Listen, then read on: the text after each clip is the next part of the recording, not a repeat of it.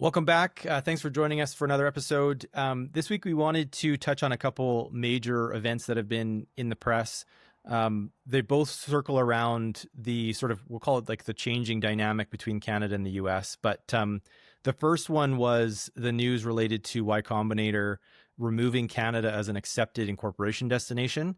So in essence, what they're saying is they don't accept companies that are just incorporated in Canada. They have to be incorporated in the US predominantly, and I believe the Caymans or Singapore were a couple other destinations. So we'll touch on that. And the other was related to some news in Canada, specifically around startups that were, a long-standing message, which is essentially brain drain. Successful startups that were, spun out of universities or, young teenagers coming up with an idea and really, relocating their business for a variety of reasons to the US.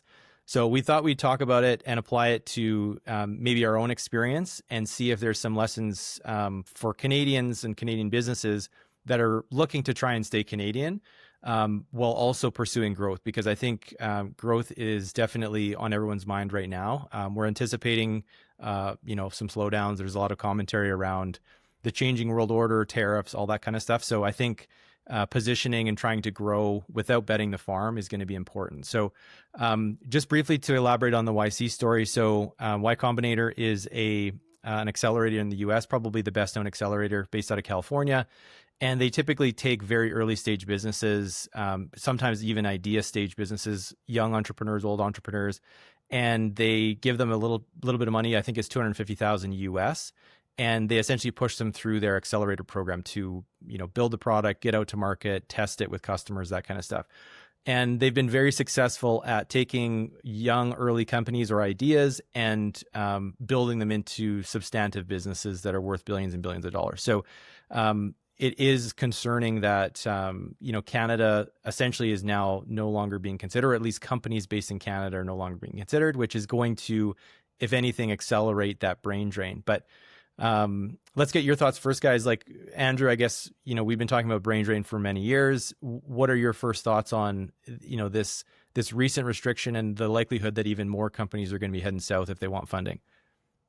Yeah, I think Kyle, you're right. Like with the fact that YC now, basically put a cap or essentially not even accepting any Canadian companies. That that's going to cause more and more startup founders to just leave Canada.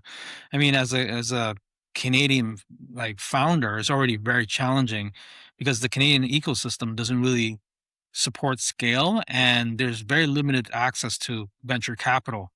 So that's already a big challenge for a lot of startup founders. So I think the brain drain will just continue. Like founders will eventually leave. And recently there was a pair Gen Z founders. I think with a fintech startup, they ended up relocating to the U.S., raising about like $35 million, raising about $5 million of capital at a $35 million valuation right off the bat. It's now so these kind of stories kind of sends a message to a lot of other founders, right? Like it's gonna essentially encourage founders to leave Canada because they're going to be like, oh well, if I can't raise money here, I'm going to relocate to the US so I can find money to build my startup.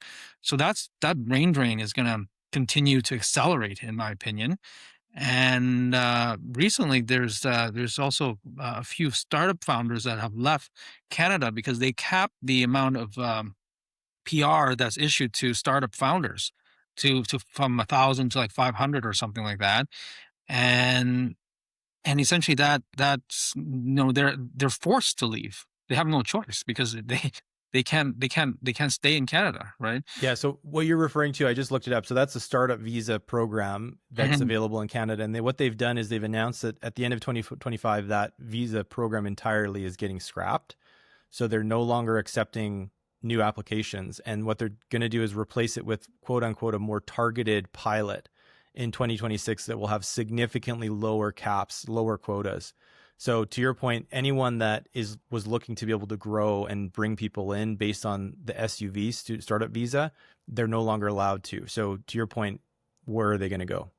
Yeah. Exactly. Yeah. And it's not just raising money and PR status. It's also just exploring new avenues of growth. Like if you think about it, SMBs, small businesses, they are, the economy here in most industry sectors has been relatively flat or on the downswing.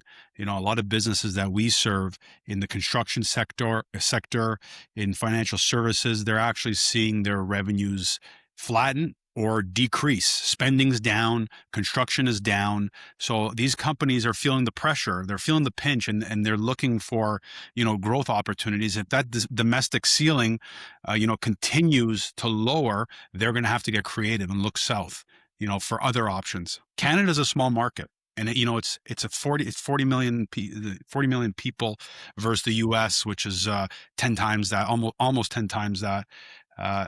It's it's not growing. Growth is constrained. You have a higher taxes here in Canada, corporate and personal. There's regulatory drag.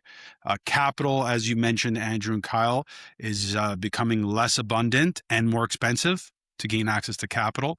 And just like I mentioned, the slower GDP growth per capita is not allowing these businesses to to capitalize on growth opportunities. So we're hearing it more and more quietly, some publicly. We read about it in the news, but if you look at your inner circle, of individuals that own businesses or businesses that you transact with, it's becoming more and more common that we're hearing this recurring theme that they're starting to, explore the U.S. They're setting up a U.S. entity, a U.S. division. And why? These are the reasons why it's happening. It's not about patriotism. It's not like these individuals aren't, they don't have the patriotism towards Canada. They're feeling the pinch. Where do we find growth and opportunity?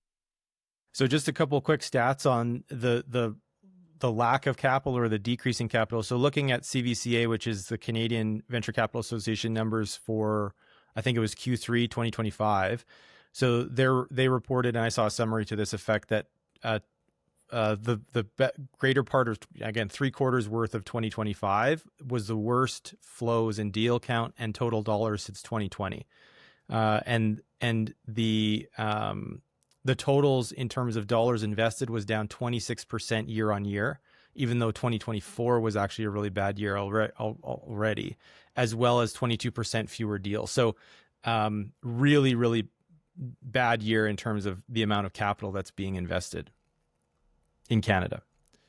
Yeah, patriotism doesn't pay the bills. That's the problem. No. Yeah, and like just anecdotally, like it's interesting to see some of the commentary around, the YC headline and a lot of Canadian businesses, startups that are essentially saying it doesn't matter. You can go and raise money in Canada. I personally would say I had a different experience. Like we have a U.S. entity. We raised capital with a U.S. Sourced company, and it was entirely different. Like the entire process from beginning to end was totally different. And we've all heard this, and we've all sort of experienced it in some ways, that the culture in the US when it comes to venture capital, ignoring the values, like the dollar amounts, just thinking about it from a cultural perspective, they're far more likely to write that first check. They're far more likely to write a check, period. Let's expand on that. Let's expand on that, because I think that's a good talking point. Yeah, well, and I don't know, how to replicate that, right? I think there's a lot of very smart people in Canada that have been trying to replicate that Silicon Valley model, and it really is dependent, in my opinion.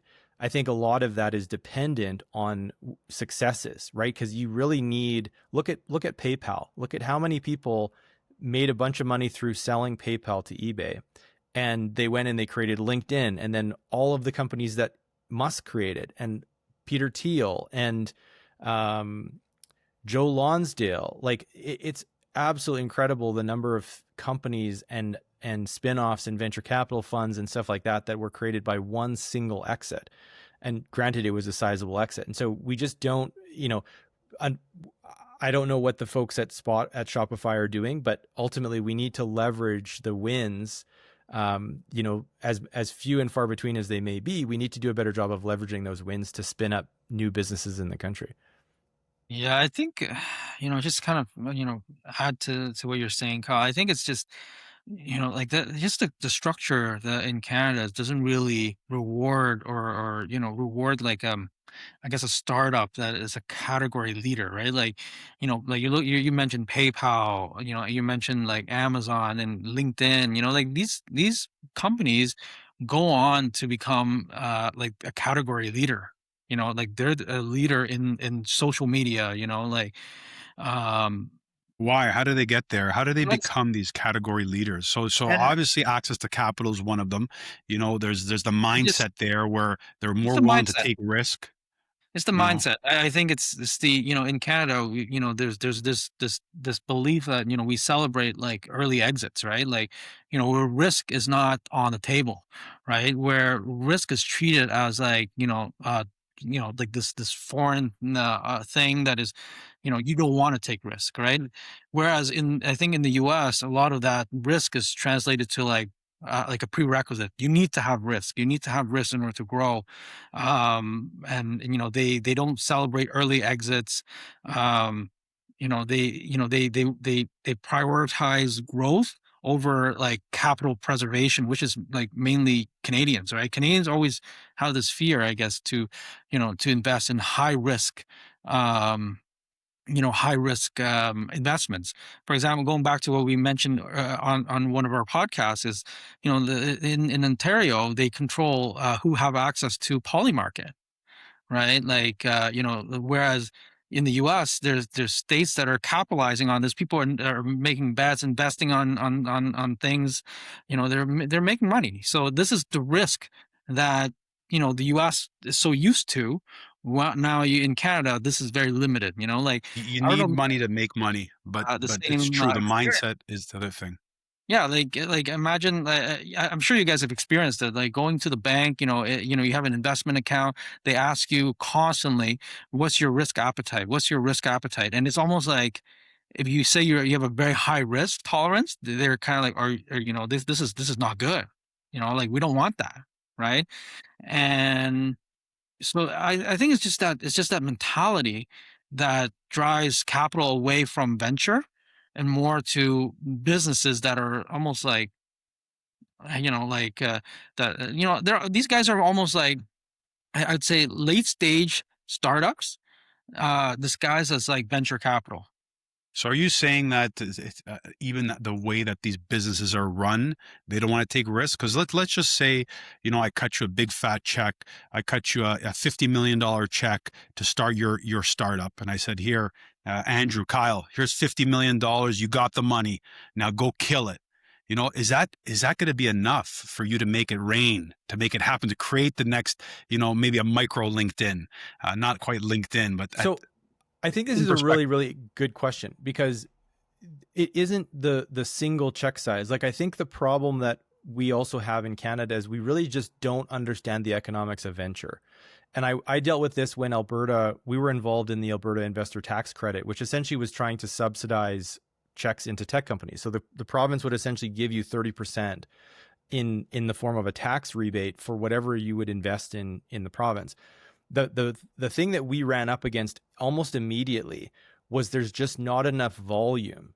Like the reality of venture capital is you make a lot of bets. You have to make a large number of bets.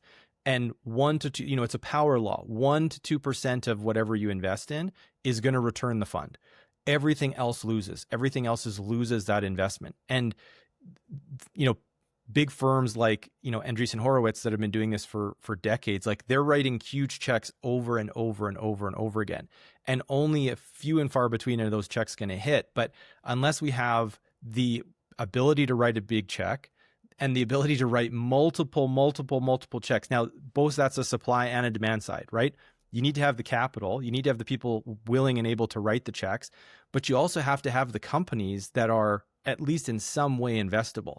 And I think one of the challenges that Andrew hit on was we don't take big enough swings, right? There aren't these companies that are category defining generational businesses. And the small swings that we do take, the second that we get attention from a competitor or they make, an acquisition or they do something with it, there's a whole bunch of motivation to either sell early and cash out and, retire. Or secondly, if they need more access to capital, they typically have to go to the States. Like I've seen this actually quite recently and locally in the energy markets, where large, massive companies are relocating their entire headquarters to the US because they themselves have difficulty accessing capital in the public markets. So it's the same game for the large cap, public companies that are typically the stalwarts of the sort of Canadian stock exchange, Canadian economy. So like, it's just not, we don't play by at all the same rules. And there's so many different reasons, obviously exits and having capital here to deploy is a big one, but like the culture and the ability, the being prepared to lose 99% of the checks that you write is just so far away from how we operate here. It's crazy. Yeah, I think yeah, a lot of companies they end up leaving before they explode, right? Before they become big. And it's a great, Canada's just creating this place, this amazing place to start because, salaries are lower and everything like that. But it's they rarely kind of finish in Canada. Like there's never a big exit in Canada, right? Either IPO or something like that. We see like Shopify. Yeah. In the last, 20 years Yeah. since RIM, since BlackBerry, one Yeah. company. So it's almost like That's it? No, there's been oh, more. You mean like large tech companies, or you're saying IPO? There's been other large tech IPOs, like on the scale of Shopify level, on the scale. Yeah. Yeah. right? There's not, Multi-billion-dollar market cap, publicly traded Canadian companies. right? Yeah. It's very difficult to get to that level of market cap here in Canada. So it's just just I guess the market, like Canada alone, is really hard to do business. I guess across the country too. You think about it, it's very challenging to do business across Canada. It's very fragmented. Think of even e-commerce. Like Canada Post is so much more expensive to ship a package or an envelope across the country than it is to, for the U.S. to ship like a box or package parcel across the states, right? It's much cheaper. So it's just they have this economy of scale that really help these businesses operate and scale. But Canada just doesn't have the market size. I think that's the reality of it. It's just we're so far in terms of distance, and the market is just difficult to capture. So let's take a little turn here and let's focus on things that we as Canadian companies can do to sort of change that narrative, or at least change and where to focus our efforts. So one of the things that you just touched on that is quite critical is there's a lot of internal barriers in Canada to trading within Canada. And I do think that it's out of our control as entrepreneurs and as businesses to try and surmount those regulatory hurdles. Like, again, if you're selling, consumer products, there's all sorts of language laws in order to sell into Quebec, one of the largest populations in the country. But what it's actually shown, what the numbers actually demonstrate, is every single Canadian province trades more with the US than we do with ourselves. And so we have to admit that. And there's a really good reason for that, which is typically, in my mind, that it's easier to trade with the US. Now, a couple things have changed under the Trump administration. The big one we've talked about previously is the de minimis rule. So we're no longer able to send low cost, sub $100 items without having to declare customs, pay customs. There's a whole lot of bureaucracy there.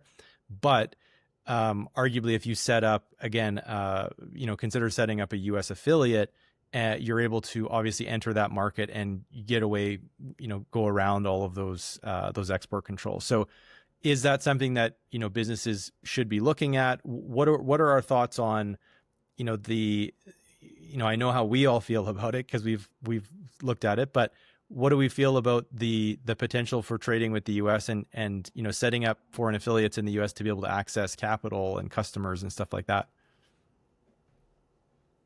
I think that it's necessary. Listen, like I said, patriotism doesn't pay the bills. So if you want to find other ways to grow, at the end of the day, when you're running a business, you need to look to drive profit. What is the purpose of a business?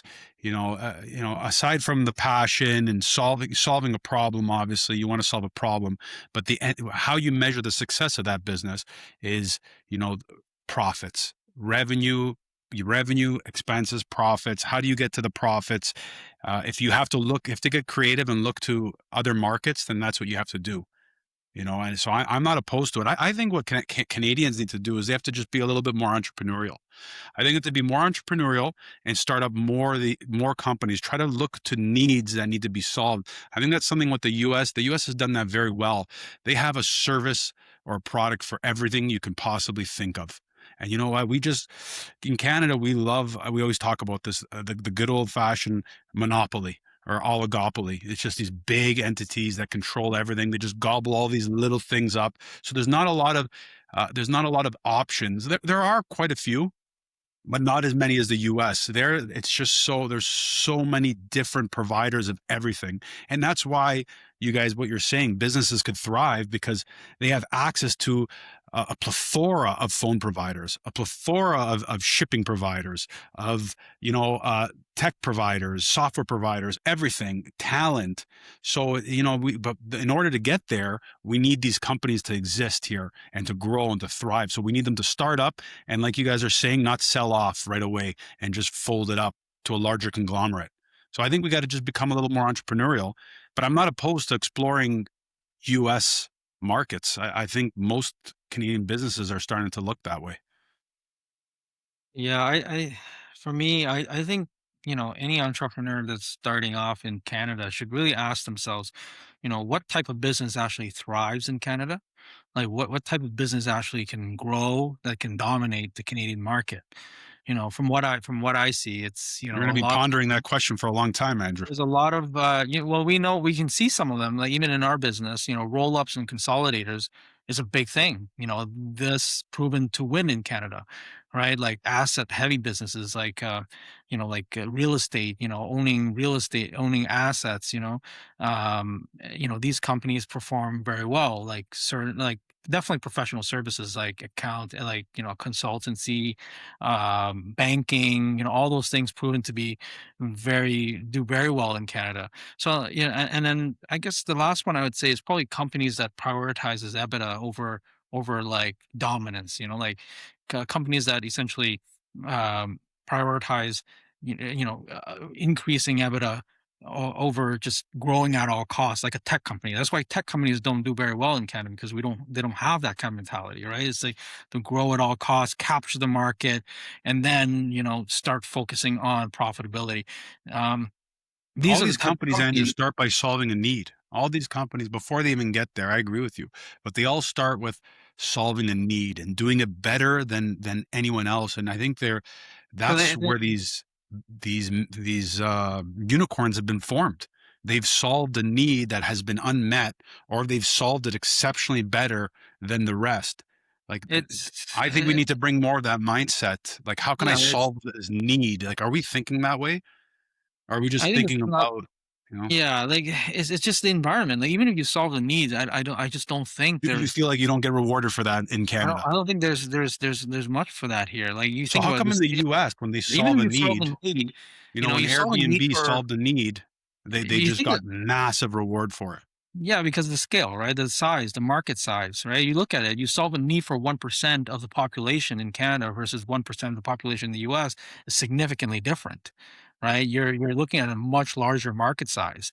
Where here, even though you solve that need, it's just you're just not It's like a rewarded. TAM issue. Yeah, and then you're forced to either, scale outside of Canada. You're forced to, you have no choice. You think about it, 1% of Canada is not that big, right? So I think identifying need is one thing, but you know, um, having that mindset of what type of business thrive in what type of environment, right? If you have a tech company, for example, solving that need is much better in the U.S. What's that company Intact just bought? Not TaskRabbit. What,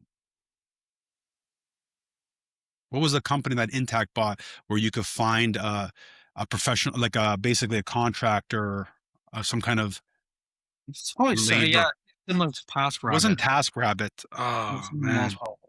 But listen, that was a great idea. Like they solved the need. The need was I need to find a handyman to come to my house and repair something. My water's leaking. I don't know where to go. We They don't go even on know. this. What's that? Think about it. See, we don't even know about it. Some of these No, you know about it. If we say the name, you'll know it. How long ago was it? Years ago? No, just in the last year. Oh, Yeah, it's no, just because I know they bought like First On Site, obviously. They're just trying to be vertically integrated. I didn't realize that they were buying something that's kind of unrelated. I hadn't Yeah, heard of that. yeah, not TaskRabbit. It's something like a TaskRabbit where you could. Is TaskRabbit Canadian, Andrew? Do we know uh that? no, I don't know, not sure. I don't think it is. I don't No, think. I think it's Massachusetts. available in the US. I think it's US. Massachusetts. See, like, why couldn't we start a TaskRabbit? We have. So this is actually a really interesting point that Andrew's made is like our companies are significantly I guarantee you we have startups that do this. Actually, there's a startup down the road in Edmonton that does something very similar, essentially financing and scheduling for contractors. And they've been very successful by Canadian standards. And I don't know how much they sell outside of Canada. I would guess that they've had to, because there's just, again, to Andrew's point, the market here just isn't big enough, right? And we see this across all sorts of these oligopolies as well, where companies are not only restricted from coming in and investing, but even when they're here, there's just a significantly smaller, Well, that's smaller why I market. wanted to use this company as an example. So it's called Jiffy Okay. on Demand, and basically they started off this home maintenance service. It's a software provider where it finds home maintenance individuals, pairs you up, and they sold out to the larger entity, Intact. Interesting. So same thing. They started and they just sold it shortly after. I can get the What do details. what do you guys think? These roll ups, these consolidators, and like why do you think they're so successful in Canada? Like, why is this such a thing in Canada? Is it because of our culture? Like, why do you guys think it's so successful? Let's talk about that, but just quickly. Jiffy, founded Canadian app, home maintenance service, founded in 2015, sold to Intact Financial Corporation in 2024. So what is that, 9 years later? So yeah, why So is I that think popular?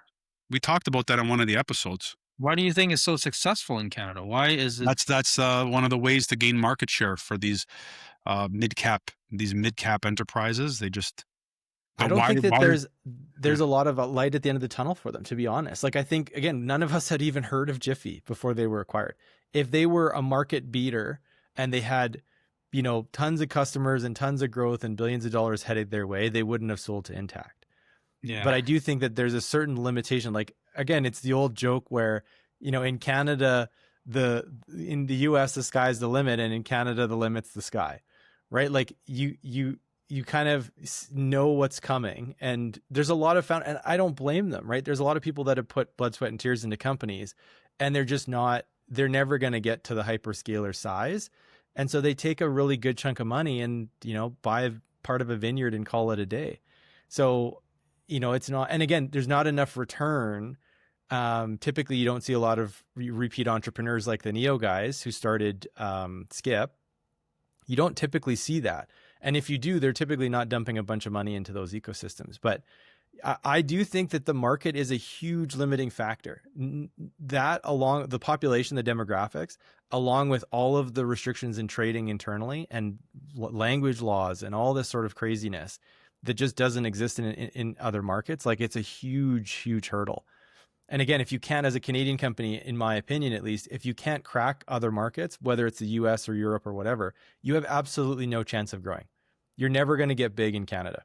Yeah, it's interesting. I mean, I don't know. Like, I don't know what it is. It's just I guess the risk tolerance or something, or just the way, we're just brought up. I think is, what's funny is that, even like when talking to friends from the US, I see them investing on like Robinhood, for example, which we don't have here.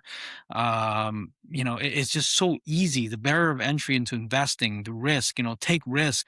It's almost like this. They push this narrative that risk is good. You want to take risk. You want to invest. You want to put your money to work.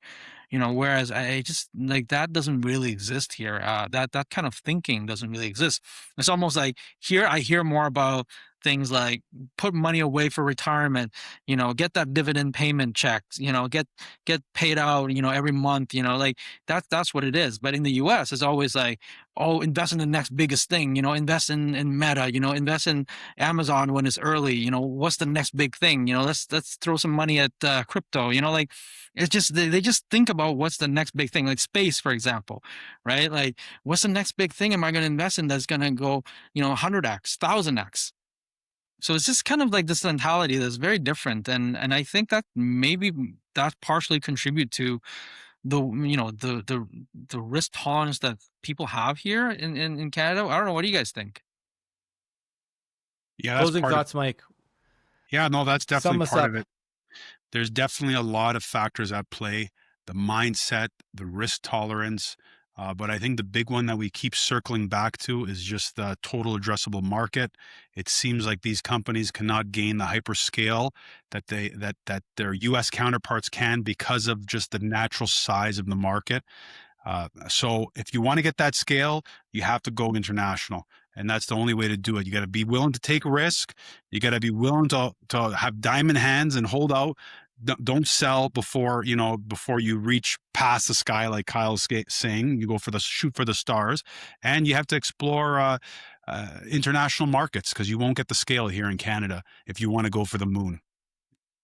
That's it. Awesome. So we're gonna put that into practice. We're gonna try it ourselves. We're gonna try roll the dice on some new ideas in the States, and we'll report back. We'll let you guys know how it goes. So anyways, thanks for joining us today, and we look forward to the next one.